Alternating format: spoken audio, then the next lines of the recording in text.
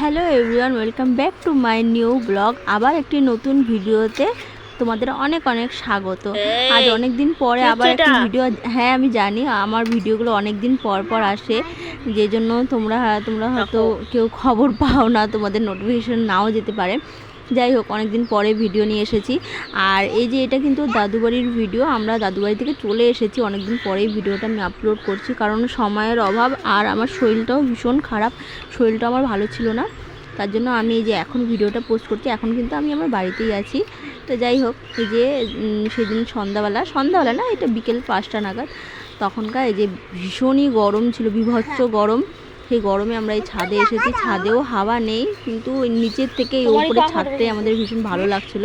তো এখানে দেখো পাটি নিয়ে এসেছি, আর আমার আনায়া কিন্তু বালিশও নিয়ে এসেছে এখানে শুয়ে থাকবে বলে। তো এই যে এর জ্বালায় বেশিক্ষণ আমি ওপরে থাকতে পারিনি, কারণ এর যে বদমাইশি, এর যে দুষ্টামিগুলো করছিল, মানে গরমের থেকেও আমাকে অসহ্য লাগছিল। তো যাই হোক, এখানে ওর তো দুষ্টুমি সারাদিন চলতেই থাকবে। তো এখানে দেখো ও দৌড়ে বেড়াচ্ছে, খেলে বেড়াচ্ছে। এটা সকালবেলা। তারপরের দিন সকালবেলা ওখানে ওই যে আমি বেলপাতা নিতে এসেছিলাম, তো এখানে এসে ও এই যে ঘোরাফেরা করছে। ও ছাদে আসতে কিন্তু ভীষণই ওর মজা লাগে। যাই হোক, আমার ভিডিওগুলো কেমন লাগে অবশ্যই কমেন্টে জানিও। আজ এতটুকুই থাক।